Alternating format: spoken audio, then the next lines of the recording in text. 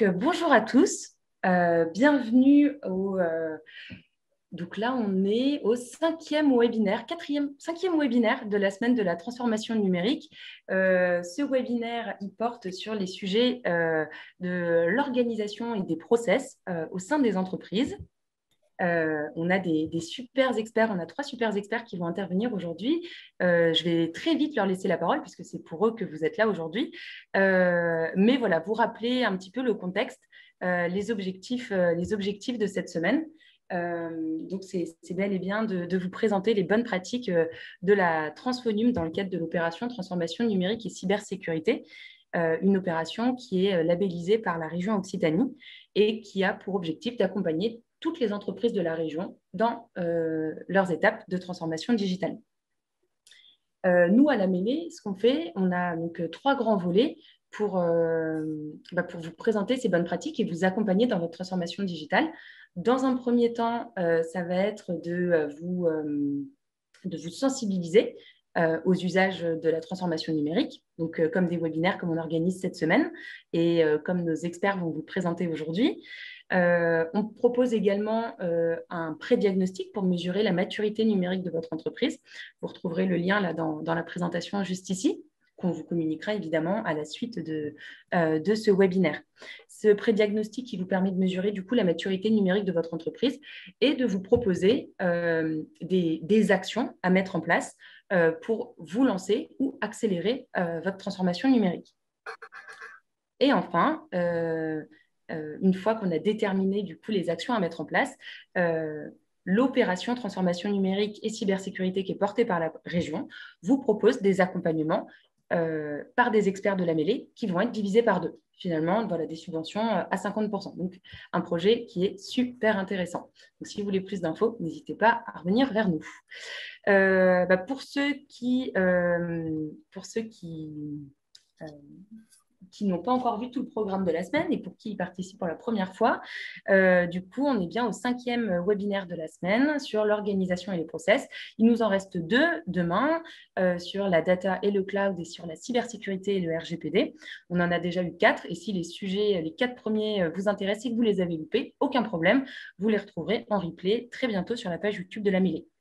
Alors, quelques petites consignes pour que le webinaire se passe le mieux possible. Dans un premier temps, comme on parle de replay, le webinaire est enregistré. Donc, si vous ne souhaitez pas être filmé, il vous suffit juste de couper votre caméra, il n'y a pas de problème.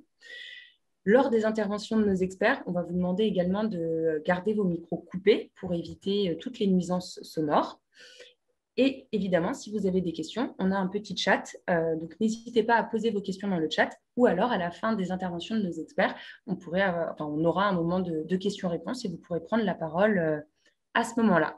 Mais voilà, moi, je ne vais pas la monopoliser plus longtemps et je vais de suite laisser la parole à nos experts de la transformation numérique et de la cybersécurité sur du coup le sujet organisation et process. Et je vais laisser la parole du coup à Alix Howard. Bonjour à tous. Petite précision juste sur le mode opératoire. Nous avons 1 heure devant nous. On est 3 intervenants, donc les temps de parole sont assez courts. Donc pour plus d'efficacité et de fluidité, chacun de nous va faire sa présentation. Il y aura des petits temps sous forme de sondage entre chacune des interventions pour essayer de remettre un peu en perspective les sujets et vous permettre de vous projeter par rapport à votre projet et à vos interrogations. Et donc, on fera une session de questions-réponses, mais à la toute fin. Donc, vous pouvez envoyer vos questions via le chat. Constance les prend et on fera on reviendra dessus à la fin et bien sûr, toutes celles qui viendront en plus, évidemment. Donc, si tu veux bien aller au slide suivant, juste pour rappel, aujourd'hui, organisation et process, pour nous, en préparant le sujet, c'était un petit peu complexe. C'est très vaste, organisation et process. Alors, il a fallu qu'on prenne des partis pris et on l'a pris sous l'angle de, quelle que soit l'activité, nous sommes un petit peu aujourd'hui contraints à aller à marche forcée ou du moins de manière accélérée dans des usages et une transformation numérique. sujet de la transformation et de l'impact sur l'organisation et les process, en soi, il n'est pas nouveau. En revanche, l'année 2020 nous a obligés à aussi se poser des questions que peut-être on n'avait pas envie de se poser jusque-là.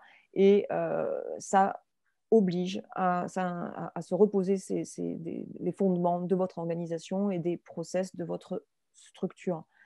Notre propos, il va s'adapter aussi bien à des toutes petites structures qu'à des TPE, PME, PMI. Quelle que soit la taille de votre activité et quelle qu'elle soit l'activité, ça va avoir un impact. Et donc, notre propos, il se veut le plus large possible. Donc, à partir de là, on a fait quelques constats, juste pour vous remettre en contexte. Tu veux bien aller sur le slide suivant, s'il te plaît. Alors, avant ça, effectivement, on se présente rapidement. Donc, moi, je suis Alix Howard, consultante transformation, conduite du changement, facilitatrice pour SQLI, qui est une agence qui est basée en France et à l'international, avec une antenne à Toulouse. Nous sommes 300 et nous accompagnons au quotidien des comptes privés et publics sur leur transformation et sur toutes leurs problématiques de digitalisation au sens large, que ce soit interne ou externe, avec tous les aspects de relations clients et de digitalisation de ces aspects-là, avec un fort ADN d'ingénierie informatique. Anne-Marie, je te laisse te présenter. Oui, bonjour à tous et à toutes.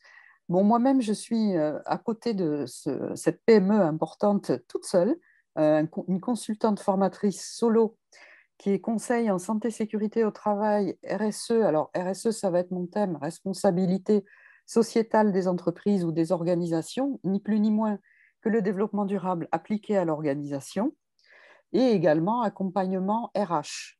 Donc, c'est tout un programme avec beaucoup de passerelles avec le sujet de la transformation numérique, puisqu'aujourd'hui, vous avez remarqué que la résilience que nous proposent nos instances gouvernementales et les institutions propose la transformation écologique et numérique à la fois.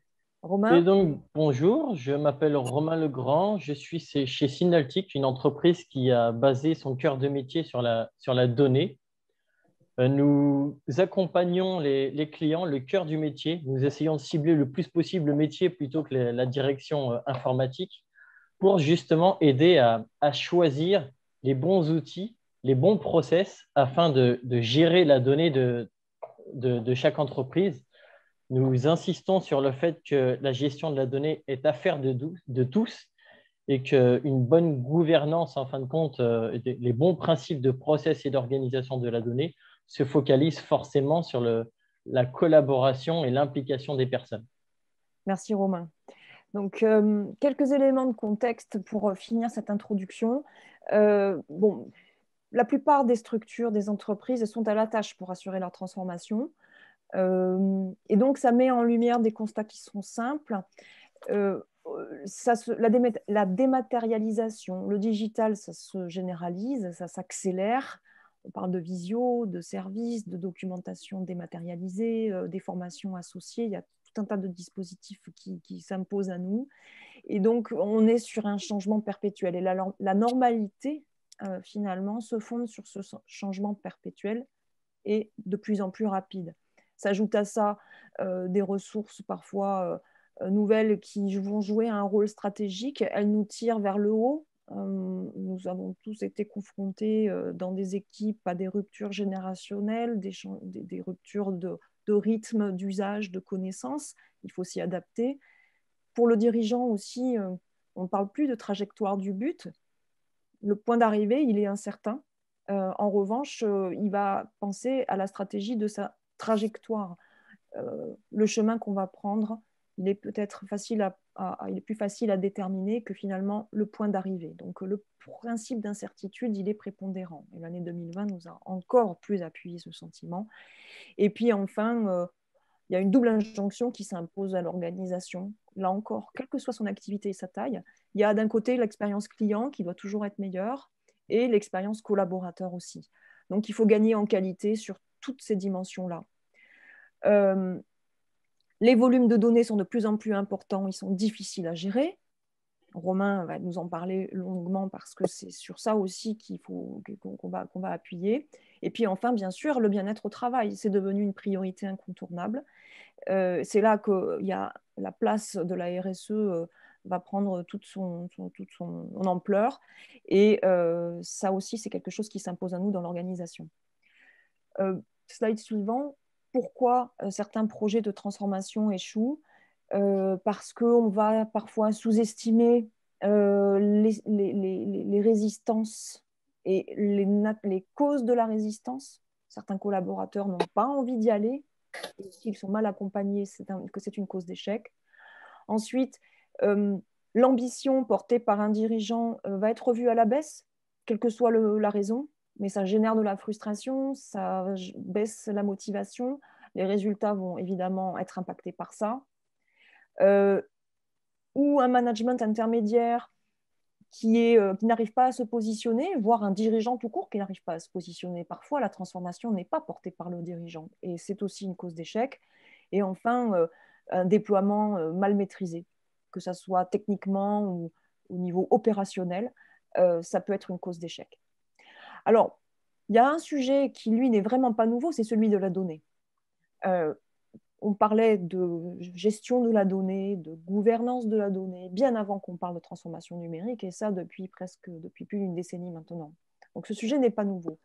Et il est d'autant plus crucial de l'aborder quand on va parler d'organisation et process. Donc je te laisse la parole, Romain. On va arrêter là notre présentation.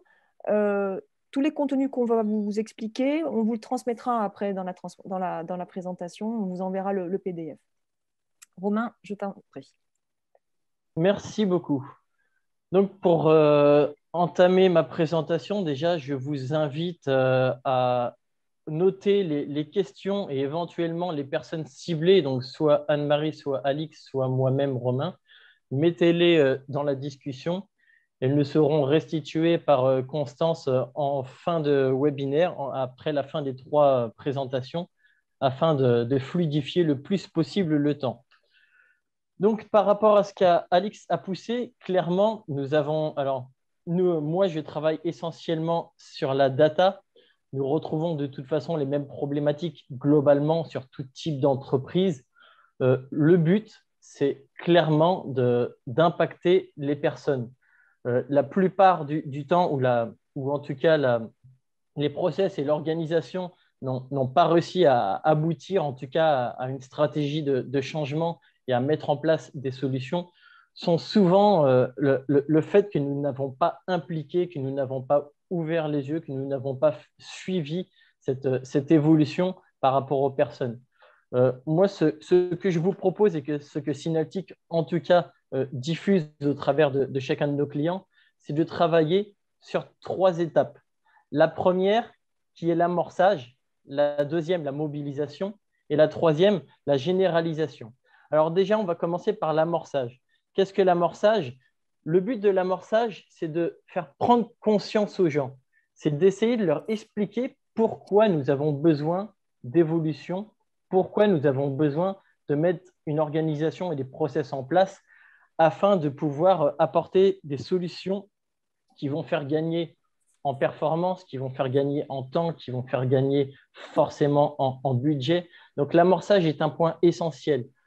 Le but, c'est de sensibiliser les personnes pour qu'elles puissent comprendre pourquoi nous avons besoin de mettre en place des process de l'organisation. Le but, c'est vraiment de les impacter, de les impliquer, qu'ils ne se demandent pas pourquoi on nous met des process en place, pourquoi on nous met des outils, pourquoi on nous demande de changer, alors qu'on ne nous a pas donné d'explication. Donc, ce premier point qui est l'amorçage, justement, permet de leur expliquer. Il permet de partir d'état de lieu qui montre comment on faisait avant, comment on aimerait faire ensuite, comment on veut le mettre en place par étapes et indiquer, en fin de compte, par des avantages, par des inconvénients, par des arguments, forcément, pourquoi il faut appliquer, pourquoi il faut organiser et pourquoi il faut à chaque fois faire évoluer les choses pour garder, en fin de compte, une certaine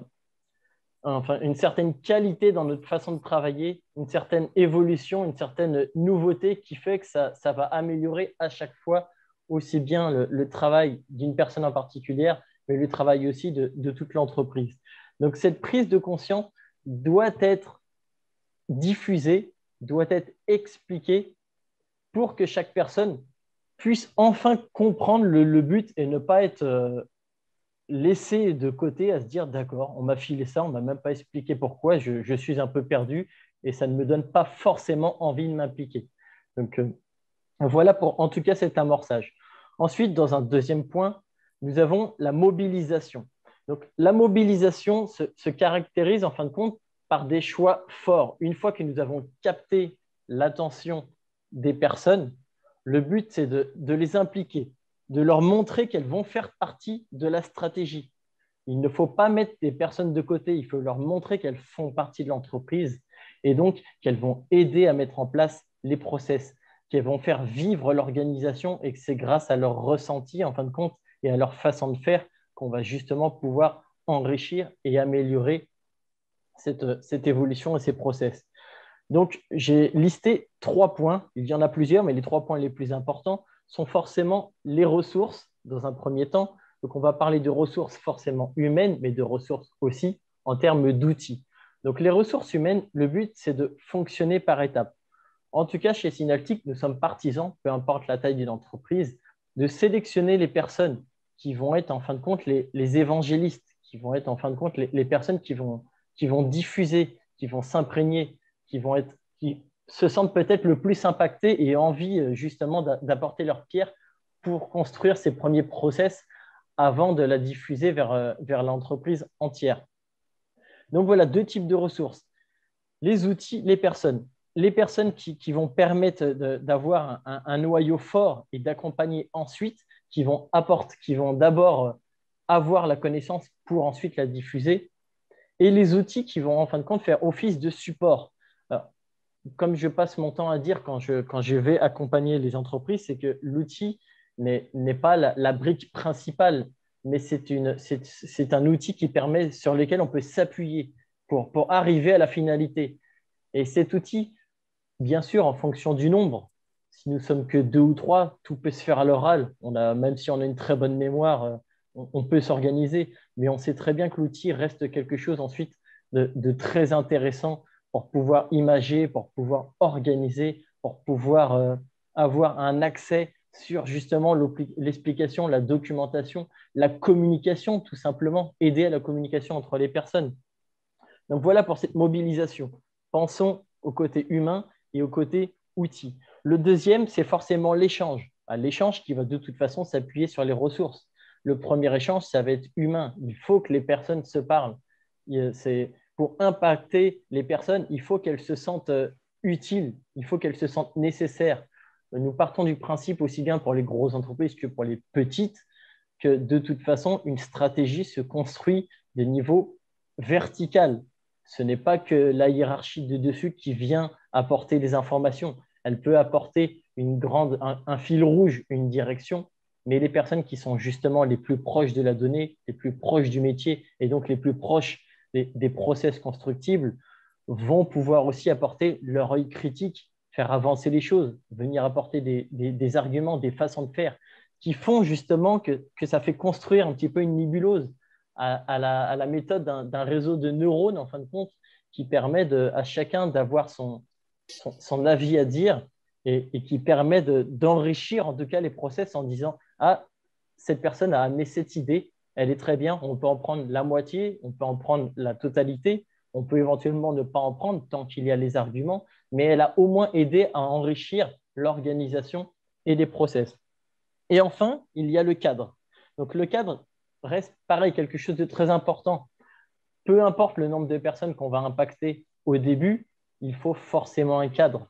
Et ce cadre va permettre justement de fédérer, d'organiser la communication, de restituer tout simplement. Qui dit cadre dit en fin de compte garder l'œil sur un objectif, garder le principe que tout le monde communique. Moi, je passe mon temps à dire que, en tout cas, le cadre n'est pas forcément apporté par la hiérarchie, mais est apporté en fin de compte à une personne qui est capable de regrouper, fédérer, restituer et faire passer l'idée aussi bien de bas en haut vers la hiérarchie ou de haut en bas, excusez-moi. D'où l'importance d'un cadre qui n'est pas forcément lié à un poste spécifique, mais uniquement à un périmètre humain, un périmètre de process, un périmètre d'outils. Une fois que nous avons mobilisé donc, les ressources, créé l'échange et créé le cadre, et que nous commençons à avancer par étapes, nous avons le troisième point qui est la généralisation. Donc, l'amorçage a permis de prendre conscience, la mobilisation a permis d'impacter et de dire aux gens, vous en faites partie, nous vous en avons sélectionné quelques-uns et derrière, vous allez pouvoir nous permettre de comprendre, d'organiser et de diffuser après. Et une fois que ces personnes ont tous les outils, toute la compréhension, elles permettent de mettre aussi en place la stratégie de généralisation. Donc, la stratégie de généralisation, c'est ensuite diffuser et impacter toute l'entreprise. Synaltic passe son temps à dire que la data est l'affaire de tous, dans toute entreprise, que ce soit la data ou l'objectif métier. Tout le monde doit apporter, en tout cas son avis, doit venir aider parce que tout avis et toute façon de travailler est constructive pour permettre une collaboration et une meilleure façon de faire. Donc, dans cette généralisation, nous avons forcément la formation qui se transmet soit par les personnes premièrement impliquées et qui vont ensuite le diffuser aux autres. Donc, cette formation va permettre, pareil, d'expliquer pourquoi nous mettons ça, comment nous le mettons et comment ensuite continuer pour arriver aux objectifs. Le deuxième, c'est l'animation. Donc, il y a forcément la formation, mais il y a aussi l'animation qui va permettre de suivre, d'accompagner, de ne pas laisser les personnes de côté, de voir si elles ont compris, d'essayer de, pareil, je vais encore dire le terme évangéliser, mais prendre les idées, prendre les personnes et les mettre en avant en disant tu as dit quelque chose de très intéressant, de très important, fais-le passer pour que justement on puisse avoir cette information de partout. Mettons en place des tables rondes, mettons en place des activités qui permettent justement de fédérer. Et le troisième est le suivi. Donc, le suivi, c'est forcément, ça va un petit peu avec le cadre. C'est fait, ce n'est pas tout le monde qui peut gérer le suivi, mais le suivi est important pour suivre tout le monde. Ce suivi est en fin de compte la chose la plus importante pour ne pas aussi mettre les gens de côté, pour voir si les objectifs vont à bon train, pour voir si les étapes ont été assez découpées pour ne pas aller trop vers l'avant avec beaucoup trop de choses, pour voir si tout le monde est écouté et que si la formation apporte justement ses fruits pour permettre de comprendre les process, l'organisation et d'aller vers de l'avant sans contrainte. Le suivi, c'est vraiment de vérifier s'il y a des contraintes et de voir comment les résoudre pour que tout le monde puisse avancer et atterrir en fin de compte au même résultat. Voilà pour ces trois étapes. En tout cas chez Synaltic, c'est ce que nous mettons en place. Nous accompagnons les personnes en mettant en place des gouvernances. Et la gouvernance, en fin de compte, atteint son optimum en passant par ces trois phases-là. Je vais vous décrire maintenant des cas pratiques de métiers, de TPE, PME que nous avons accompagnés qui permettaient justement de mettre en place cette compréhension, cet amorçage et ensuite ce suivi, cette mobilisation en tout cas. Le premier, j'ai envie de vous parler d'une association de maraudeurs. Donc, ces maraudeurs, en fin de compte, étaient dans la rue pour aller recenser, aider et prendre des informations sur les personnes vivant dans la rue. Alors, déjà, la première chose que nous avons vue pour ces maraudeurs, c'est que ces personnes se sentent seules déjà. Elles disent, moi, j'ai fait mon travail pour aider.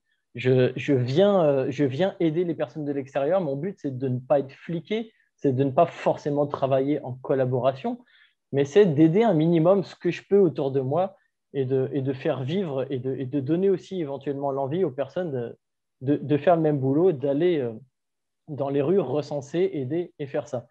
Donc, une des premières choses que nous avons voulu leur donner, c'est de se dire, est-ce que vous avez des outils justement pour centraliser ensuite l'information? Et nous avons eu une petite réticence en disant, mais comme je vous l'ai dit, je ne veux pas être fliqué, je veux être dans mon coin à faire ce travail est recensé. Je n'aimerais pas rendre des comptes ou spécifier les personnes avec qui je suis en contact dans la rue. Et là, cet accompagnement et cette prise de conscience, nous avons dû lui expliquer à cette personne ou à ces quelques personnes avant de mettre en place le projet, c'était de leur dire, mais ce n'est pas une question ici de collaboration ou de flicage ou de suivi.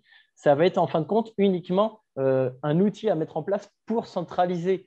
Vous continuerez à être autonome, mais le but, c'est de prendre vos données, de prendre vos informations pour les mettre dans un endroit centralisé afin que toutes les personnes, tous les maraudeurs qui collectent des informations et qui permettent justement de savoir quel est le statut, le train de vie des personnes dehors, que ça puisse faire justement une base de données qui permette derrière au gouvernement, aux assos, à n'importe qui, de réagir, d'avoir de l'information, d'avoir des statistiques. Romain, Le tout je t'interromps. Tu as dépassé ton temps. Il te Oui, reste une j'ai vu minute. ça. Et donc, derrière, voilà, en tout cas, c'était un premier exemple. Je peux vous donner deux autres exemples rapides. Le deuxième, c'est un libraire qui fait tout à la main, qui a des registres. Derrière, ce qui est important à le dire, c'est certes, vous êtes peut-être une sacrée mémoire, mais derrière, il est beaucoup plus intéressant de stocker toutes les informations, tous les ouvrages que vous avez dans votre librairie, ne serait-ce que pour faciliter la recherche, mais aussi pour donner l'accès à ces informations à des futurs acheteurs, à des personnes qui recherchent des livres. Donc, nous essayons de lui ouvrir en tout cas l'évolution en disant ce n'est pas que pour vous, c'est aussi un petit peu pour faciliter votre activité. Et le dernier que je voulais donner, ce sont des producteurs. J'ai vu, ce ne sont pas des clients que nous avons faits, mais c'est des exemples parfaits que je vois aux informations et qui me tiennent à cœur. Ce sont des maraîchers, ce sont des agriculteurs, ce sont des personnes comme ça qui se mettent ensemble pour créer, pour ouvrir maintenant des magasins et mettre leurs produits en commun. Et une des choses qu'on peut leur apporter en leur disant c'est quelque chose d'intéressant pour vous par rapport à votre activité, c'est des outils de collaboration et d'ouverture, des outils communs qui leur permettent, peu importe les produits qui sont pourtant strictement différents et peut-être des process qui sont différents, de les mettre en commun pour avoir une gestion produits différents qui commence à garder, à concevoir un cadre identique en fin de compte. Et donc fédérer leurs différentes activités en un seul point et les aider à rendre quelque chose de collaboratif, d'homogène et les aider dans leur activité de tous les jours. Voilà pour ce troisième point. Merci Romain. Alors, on aura, donc il y a des éléments que tu donnes dans des slides en détail. On retrouve ce contenu. Donc, petit temps sondage.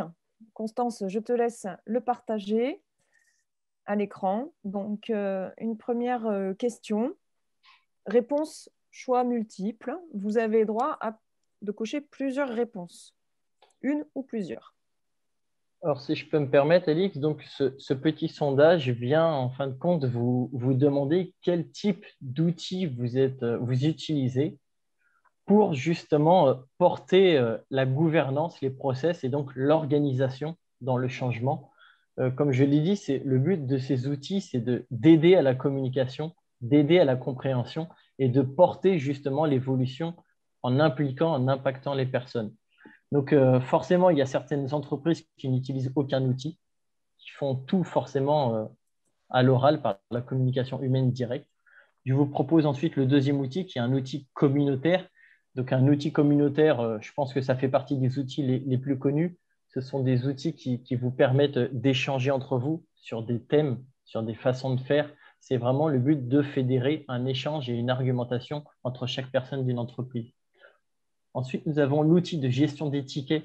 Donc ça, cet outil, ça va être pour le suivi et pour le cadre, justement.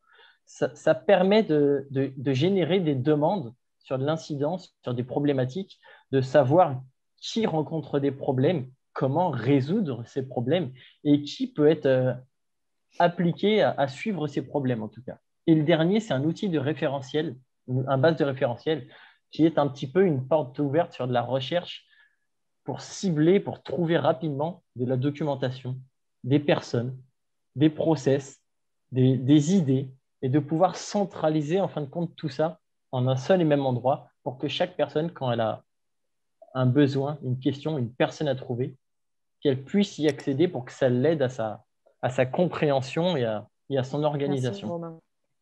Très bien. Donc, c'est intéressant de voir que quasi à égalité, les outils utilisés sont outils communautaires ou outils de gestion de tickets.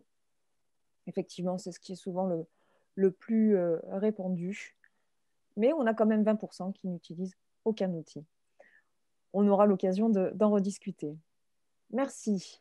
On va enchaîner avec toi, Anne-Marie. Je te laisse la parole. Donc, sur le sujet RSE, RSO également, tu vas nous en parler et comment ça a un impact sur l'organisation et les process. Merci beaucoup à vous Je te tous. rappelle que tu as Merci. 12 minutes. Parfait. Ah oui, tiens, je vais mettre en route. Merci beaucoup, Romain. Merci beaucoup à tous de votre attention. Alors, il y a un lien avec le sujet de Romain, c'est la gouvernance des entreprises, puisque quand elles commencent à partager des données, elles partagent aussi un peu le pouvoir des informations, des flux d'informations dans l'entreprise.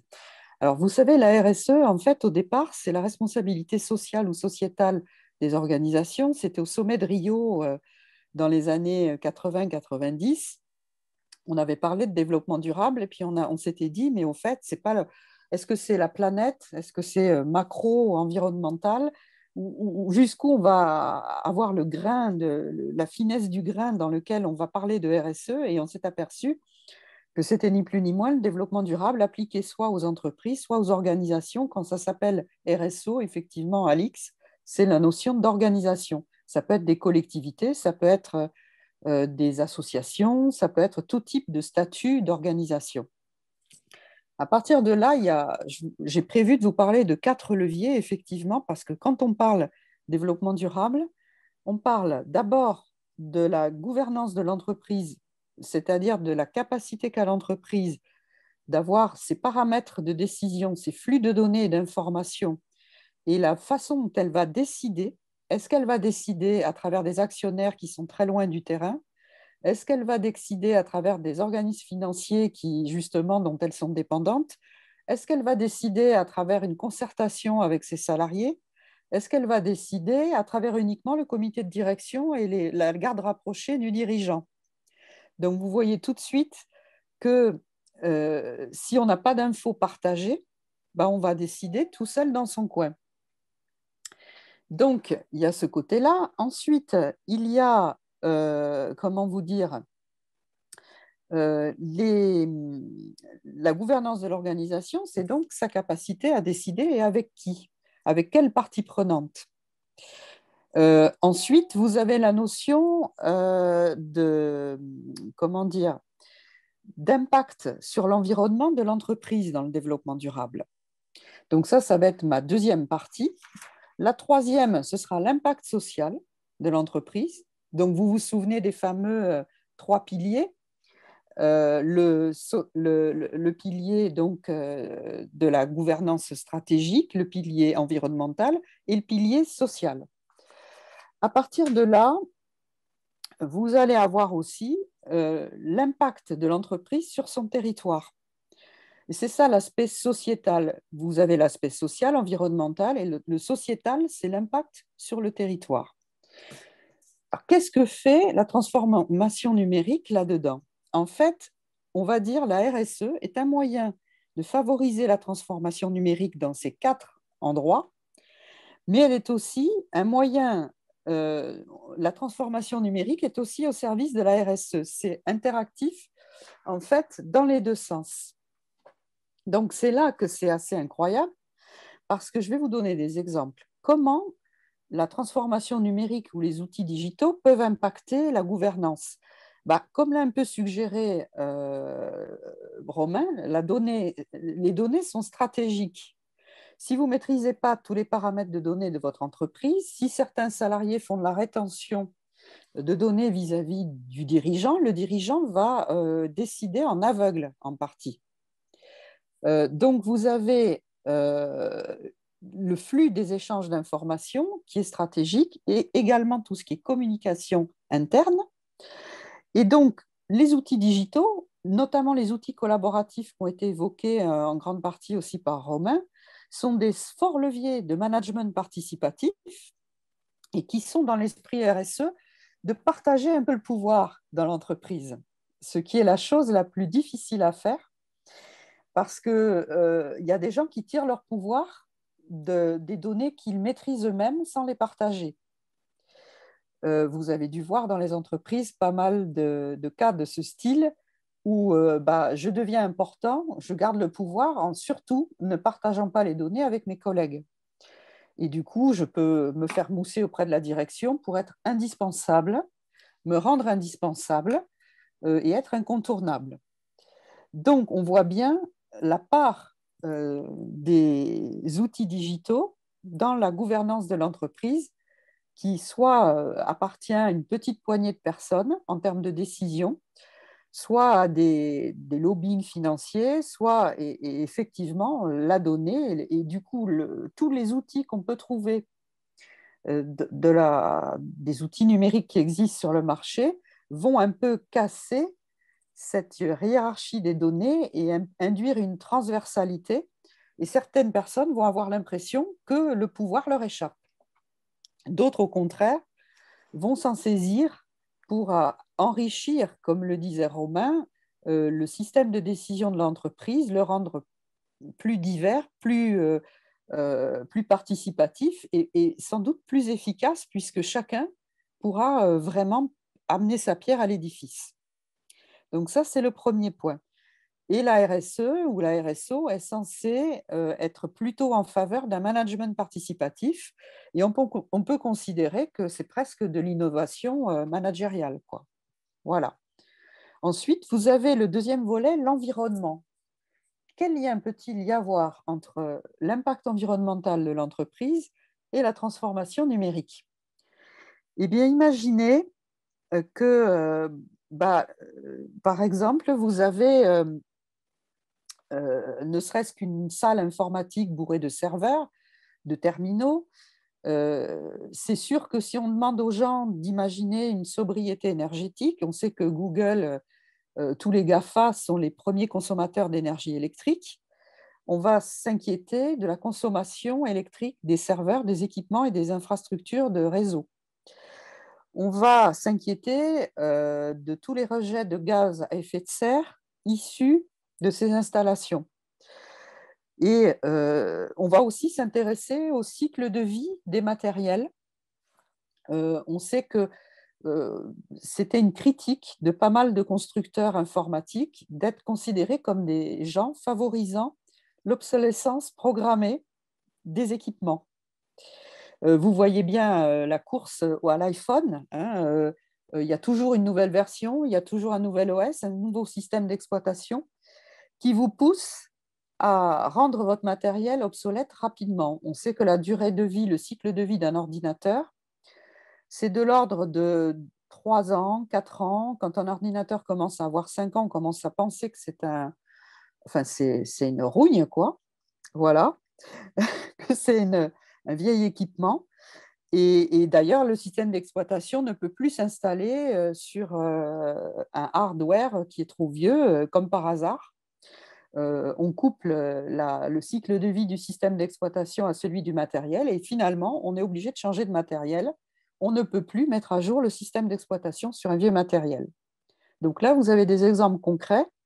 Et en fait, la RSE ou la RSO est dans l'esprit d'imaginer, de freiner cette obsolescence programmée, de prévoir du recyclage, du traitement de déchets électriques, électroniques et informatiques, de peut-être éco-concevoir des prestations numériques avec des éléments recyclables. Vous savez que la région Occitanie actuellement met en place beaucoup de champs d'intervention dans le domaine de l'économie circulaire et le champ numérique n'exclut pas ou au contraire est au cœur aussi de cette transformation. Donc ça, vous voyez comment la RSE, dans cet esprit, utilise les technologies numériques en les revisitant sous l'angle de quelque chose qui va être plus durable. Troisième sujet, vous avez les services digitaux qui rebondissent en interaction positive avec l'impact social d'une entreprise ou d'une organisation. Vous allez me dire comment on peut mettre en place l'idée des technologies numériques avec un impact social positif ou négatif. Dans les autres séminaires de notre semaine, vous avez pu voir espace collaboratif télétravail. Certains d'entre vous ont peut-être été assistés au précédent webinaire. Ben, en fait, tous nos sujets se tiennent. Les technologies numériques sont aussi en faveur de l'esprit RSE, d'un impact social positif. En témoignent des expériences au service de la santé et la sécurité au travail. En fait, je suis par ailleurs aussi un préventeur en risque professionnel. Et on s'aperçoit que le télétravail ou la télémédecine, la robotisation a permis à des travailleurs d'échapper à du travail pénible. Le télétravail est une des souplesses qu'on a découvert et qui a été exponentielle pendant cette pandémie et qui permet encore aux gens de travailler, sinon, sauf pour ceux qui sont sur des travails postés auprès de leur machine. Et la télémédecine permet aussi d'être au service de la santé des gens quand il y a des territoires qui sont un peu désertiques au niveau de la présence médicale physique. Et c'est de plus en plus le cas. Je connais des villes, des collectivités qui ont du mal à garder leurs médecins de ville. Donc, vous voyez un peu. Ensuite, dans cette partie impact social, vous avez la dématérialisation des achats aussi par rapport au marché public. Vous avez l'inclusion des personnes vulnérables à travers des services digitaux pour des personnes handicapées ou en situation de handicap qui vont pouvoir avoir des alternatives numériques à l'expression écrite ou orale ou à tout ce qui est handicap auditif ou visuel. C'est tout ce qui est accessibilité à l'information et au travail et au poste de travail. Donc, on voit bien que les technologies numériques sont au service aussi de cet esprit RSE, de la non-discrimination et de la non-exclusion des personnes vulnérables ou situations de handicap. Et puis, dernier point, qu'est-ce qui se passe sur le territoire? Alors, il faut savoir que là, nous avons l'agence SADOC qui est partenaire, nous avons la région Occitanie. J'ai participé hier à un webinaire sur RSE, innovation sociale, management innovant avec des gens de Lozère, avec l'agence SADOC de Lozère, que je salue au passage. Et c'est typique d'un territoire qui est isolé et où la RSE, en version numérique, lève, si vous voulez, la fracture numérique dans des territoires un peu éloignés et permet de favoriser aussi, du coup, l'implantation d'entreprises qui peut-être n'auraient pas choisi la Lozère s'il n'y avait pas eu des outils digitaux pour le faire et qui aussi permettent à des territoires de prévoir des milieux associatifs ou des structures associatives qui vont lever l'illettrisme numérique, permettre à des gens d'accéder à ces outils. Et dans le groupe où j'étais hier, il y avait aussi des gens qui en profitaient pour raccourcir l'accès à l'alimentation durable et les circuits courts alimentaires, la ruche qui dit oui, un certain nombre d'initiatives de ce genre ont levé l'isolement dans les territoires pour accéder à autre chose que la malbouffe des grands supermarchés et des grandes surfaces. Donc, en fait, on s'aperçoit que c'est aussi un levier de décloisonnement des territoires. Alors, dans tout ça, j'ai atteint mes 12 minutes, Alix. Merci Anne-Marie, oui, merci pour le timing. On peut passer au sondage. Alors, dans le sondage, je vous propose en fait de me dire ou de réagir sur quels sont les outils digitaux collaboratifs qui sont les plus à même de favoriser une gouvernance partagée d'une organisation dans un esprit RSE, RSO. Je crois que vous avez compris, certains d'entre vous devaient déjà connaître. Quels sont les outils qui, d'après vous, décloisonnent le plus ce côté collaboratif et participatif qui rejoint un peu le sujet gouvernance de Romain sous un autre angle, sachant que la dernière question, donc il y a les outils de GED, de gestion électronique de documents, de knowledge management, qui sont les outils de partage de la connaissance, les simplifications de tâches partagées du style agenda, tâches planifiées, les espaces de stockage et conservation des données, les outils de gestion de projet, et puis on pourrait imaginer que tout cela pourrait être résumé et regroupé sous le vocable de Digital Workplace. Il manque le mot workplace pour certains d'entre vous, peut-être si vous ne le voyez pas. Je vous laisse répondre. Merci Anne-Marie. Là, on a 40% de participants, ça continue d'augmenter.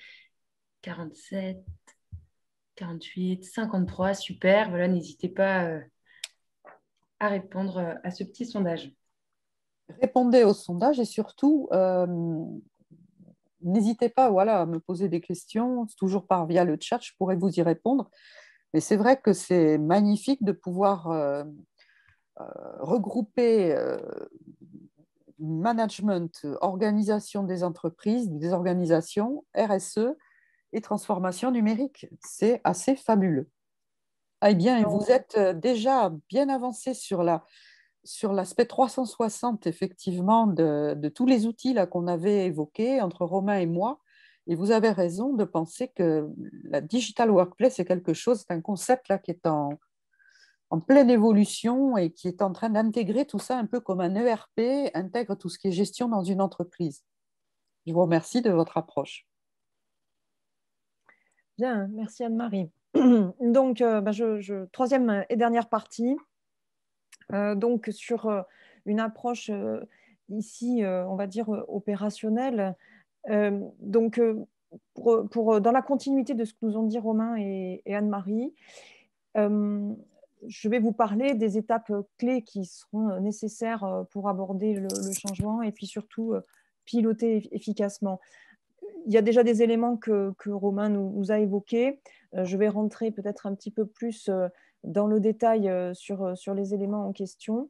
Les 5 étapes, ce sont lesquelles? On a d'abord une évaluation qui est nécessaire, à savoir que si vous voulez mettre en place une transformation, quelle qu'elle soit, il sera vraiment important, même si on ne parle juste de la mise en place d'un outil ou quelque chose de plus ambitieux à l'échelle de la structure dans son entier, il s'agira de faire un état des lieux, c'est-à-dire d'évaluer, de diagnostiquer quelle est la hauteur de la marche à franchir.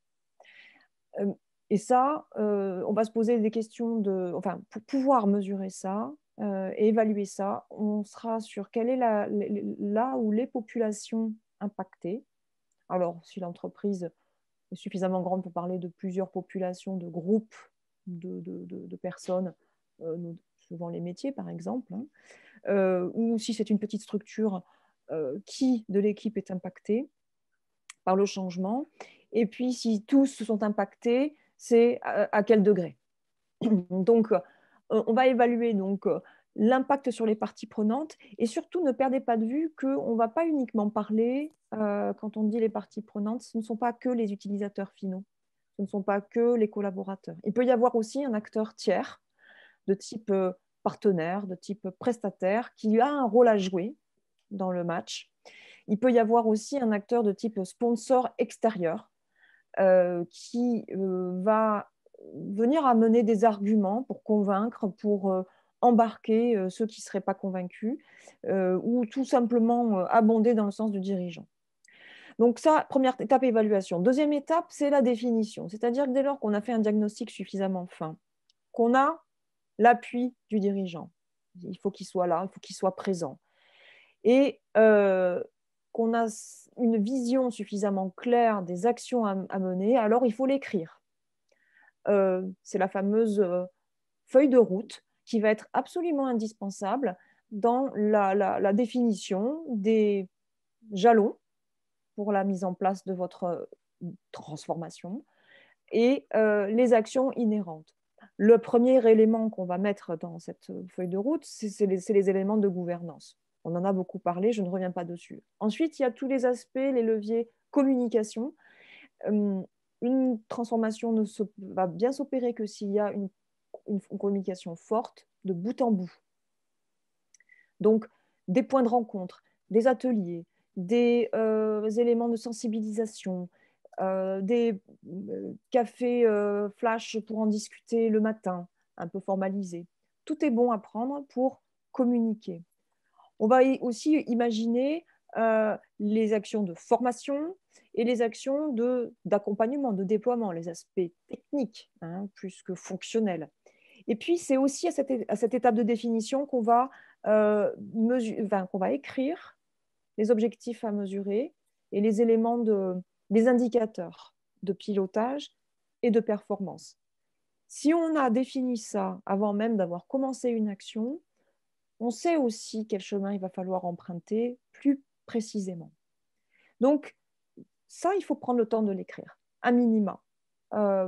Parce que ça va être aussi un élément de communication, un élément partageable dans notamment une équipe ou pour la personne qui va être en charge de piloter, de faire cette action. J'en profite pour vous dire qu'il faut arriver à déléguer quelqu'un sur ce sujet-là, pas forcément un plein temps, mais c'est un sujet en soi, c'est crucial pour une bonne réussite, donc il faut qu'il y ait quelqu'un de mobilisé et un dirigeant qui lui laisse du temps pour le faire.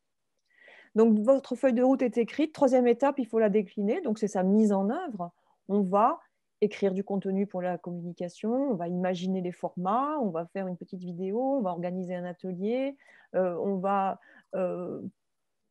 s'assurer que le plan de formation fonctionne, on va s'assurer qu'on n'en laisse pas au bord de la route. On va avoir aussi à ce moment-là l'expression des premières résistances parce qu'on met en œuvre, on va toucher du doigt le changement, l'organisation. C'est là qu'on va toucher aussi les problématiques de pouvoir, d'identité, des peurs. Les gens peuvent avoir peur et c'est normal.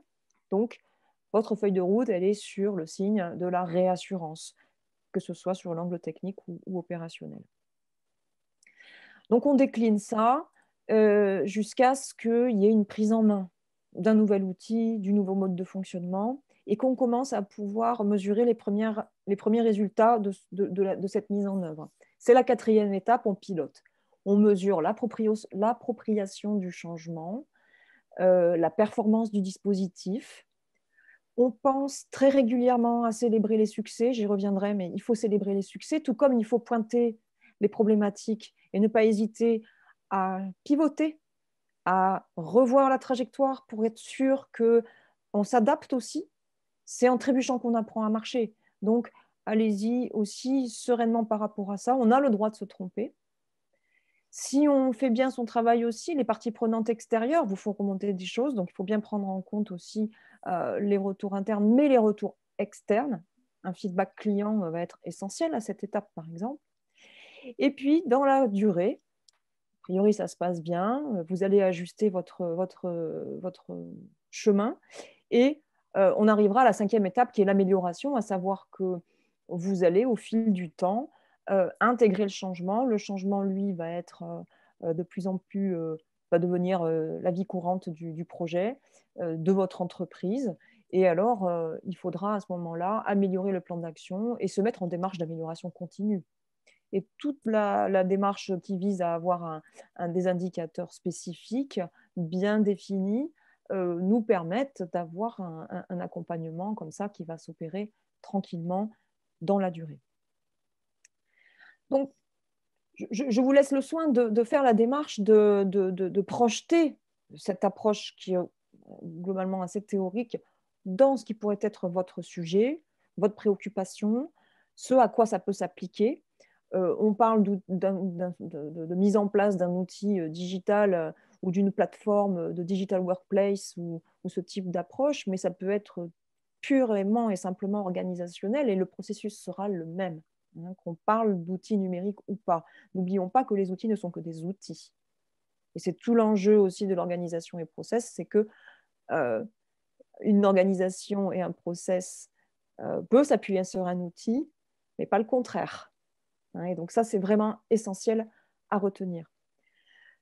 Je voudrais aussi vous parler, et je finirai mon propos avec ça, des process, des modes opératoires qui vont subir les impacts du changement, voire provoquer des ruptures. Donc, pour limiter aussi le sentiment d'inconfort lié à ces ruptures, il va falloir, au-delà des ajustements qu'on peut faire en chemin vers le changement, c'est prendre en compte vraiment l'ensemble de toutes les dimensions qui se présentent en fait dans un process comme celui-là, enfin dans un process de transformation. Toutes les dimensions, c'est quoi ? Celui qui remonte le plus spontanément, c'est celui du système d'information. Quand moi, je dois adresser des problématiques de transformation et que j'accompagne le changement et que je mets en place des plans de conduite du changement, la demande entrante, elle vient souvent du système d'information. il faut faire évoluer un outil, on est à la rue, notre concurrence va plus vite que nous, on a atteint notre limite avec notre vieil outil qu'on avait fabriqué nous-mêmes il y a 5 ou 6 ans. Donc, évidemment, c'est ça qui vient le plus, qui émerge le plus vite. Ça va avec la donnée dont on parlait tout à l'heure. Ça va aussi, donc, l'autre dimension à prendre en compte, ce sont les outils eux-mêmes. Donc, le changement vient souvent de là. Système d'information, les outils. Prenez en compte également les rôles. Ça a un impact. La personne est remise en cause, mais aussi son rôle dans l'organisation. Donc, si à un moment donné, dans votre dispositif, dans votre feuille de route, il y a des impacts dans le diagnostic que vous avez détecté, très vite, il faudra les adresser. Là, on parle de RH, on parle de nouveaux modes de management. Et ça va avec, évidemment, la structure hiérarchique. Elle est mise à mal, entre guillemets. Anne-Marie nous en a parlé. Les hiérarchies s'horizontalisent parce qu'on partage différemment l'information, ça va plus vite. Donc, il faut en tenir compte dans cette démarche.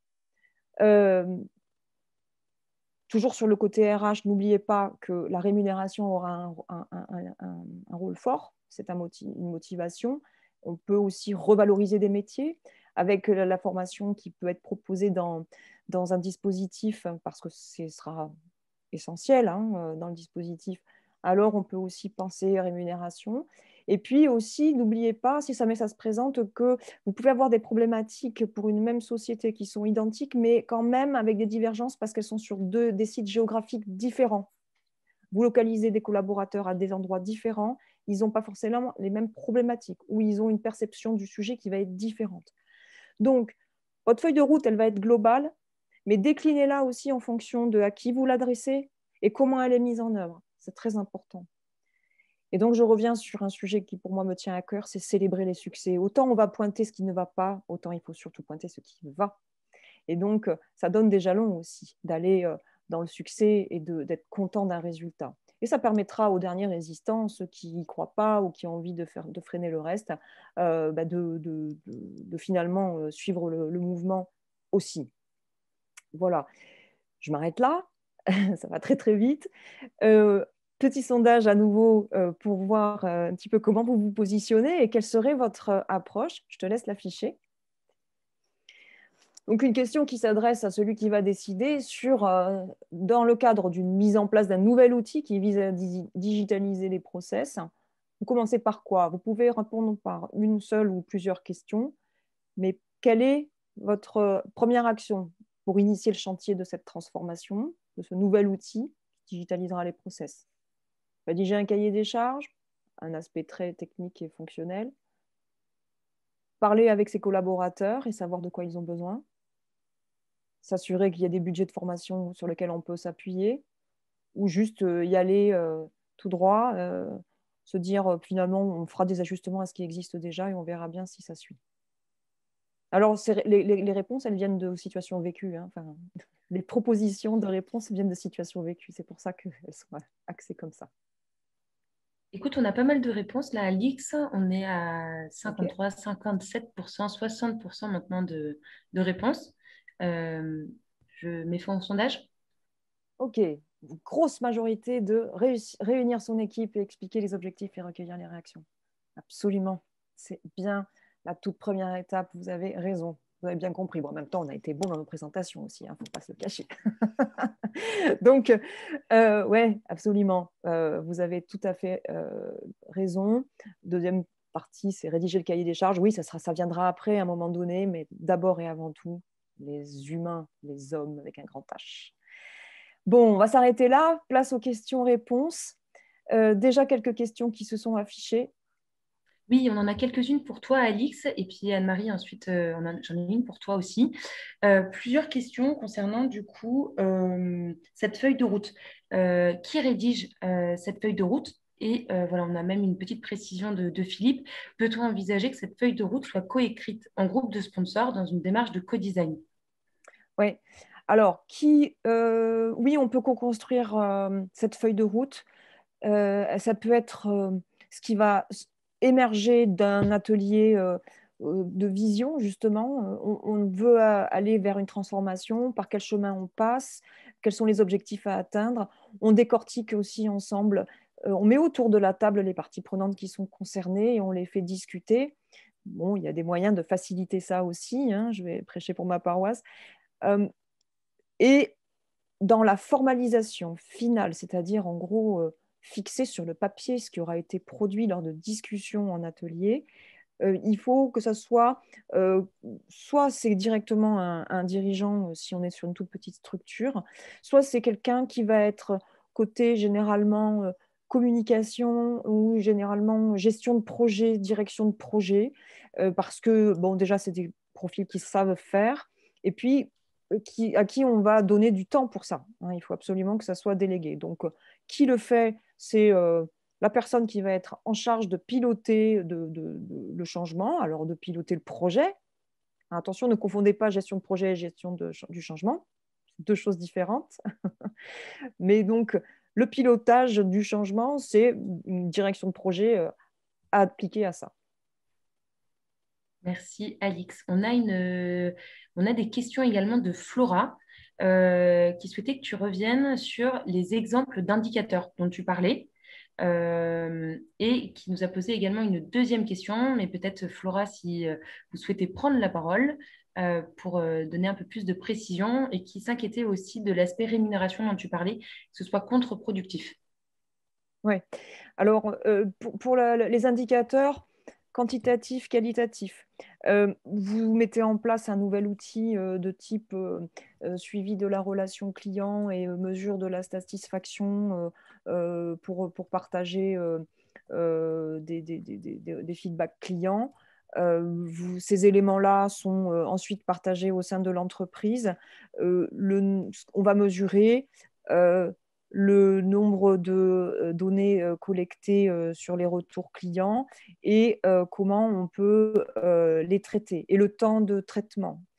L'efficacité également à mettre à disposition un contenu. Je parlais tout à l'heure de l'exemple des prestataires. On peut avoir la même chose en interne. Une digital workplace, pour citer ça parce que c'est le plus courant, on va avoir par exemple la possibilité de saisir directement en réunion des notes pour les partager immédiatement. Un compte rendu va être mis à disposition très très vite et permet de prendre des décisions. Les temps d'appropriation du contenu, les temps de partage, etc., sont des éléments, des indicateurs qu'on peut avoir. Je pourrais vous communiquer, si vous voulez, des exemples de grilles d'analyse, d'analyse d'appropriation d'une démarche. N'hésitez pas à communiquer avec moi après dans un second temps pour vous donner une liste plus détaillée. Sur l'aspect rémunération, non, contre-productif, je ne crois pas. Je pense que c'est quelque chose ça doit être un sujet qui doit être assez libre dans l'entreprise par rapport à l'évolution. Qui dit modification de process, dit modification aussi des compétences, de la montée en compétences. Donc, ça doit se valoriser et c'est un moteur comme un autre. Merci, Alix. Alors, il y a Julien qui nous posait également une question. En ce temps de Covid, comment on célèbre le succès avec ses équipes? Oui, c'est une vraie question. Là, ça me prend de court, ça, parce qu'effectivement, ouais, c'est compliqué. C'est compliqué. Je pense qu'il simplement faire un échange, même si c'est de la visio, qui permet de montrer une satisfaction venant de l'extérieur, ça peut être intéressant en fait. C'est-à-dire qu'un succès. En fait, quand on transforme, c'est pourquoi? C'est pour faire évoluer aussi la raison d'être de l'entreprise, c'est-à-dire ses clients. Donc, on va mesurer aussi des efforts qu'on fait dedans en fonction de clients qui sont contents ou un chiffre d'affaires qui augmente, etc. Donc, simplement bien rendre compte à l'intérieur de ce qui se passe à l'extérieur, c'est une manière de célébrer le succès avant d'aller boire un coup. Parce qu'en sortie, c'est quand même ça qu'on attend. Alors, on a également un petit ajout de Philippe qui nous parle de Ouais, célébration via, du coup, l'approche agile. exactement. Alors oui, c'est une approche tout à fait. Les rituels agiles sont prévus pour ça. Bon, bah, c'est pareil, ils se font en visio, hein, pour la plupart en ce moment. Mais ça sert effectivement à ça. C'est issu de ça. Enfin, je travaille beaucoup avec la culture agile, donc on parle bien de cet aspect-là. Alors, du coup, on a également une question de Virginie. Existe-t-il des modèles de feuilles de route sur la forme? Alors, oui, il y a des aspects méthodologiques qui peuvent exister. Euh, oui, c'est pareil. Là, je peux mettre à disposition quelques éléments théoriques. Maintenant, après, chaque cas étant unique, c'est un peu compliqué d'avoir quelque chose de formel euh, en termes de modèle. Euh, et du coup, Anne-Marie, tu avais déjà répondu à cette question dans le chat, Oui, mais peut-être que tu peux revenir dessus. oui, la notion de digital workplace, je ne sais pas si beaucoup d'entre vous sont à l'aise avec, mais ça représente en fait tout simplement l'intégration de tous les outils collaboratifs dans un espace numérique sécurisé que certains appellent aussi intranet. Sauf que l'intranet aujourd'hui, si vous voulez, il y a trois grandes catégories d'outils. Des outils purs de communication, des outils de gestion de projet ou de partage d'applications métiers, si vous voulez.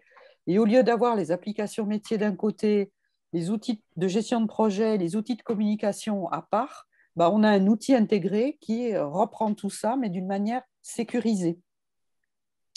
Et c'est là que ça ressemble un peu à ce qu'on avait là, comme les outils de gestion en comptabilité, où on a l'ERP qui reprend aussi la gestion des stocks, la supply chain, enfin tout ce qui est lié à la gestion des données de l'entreprise.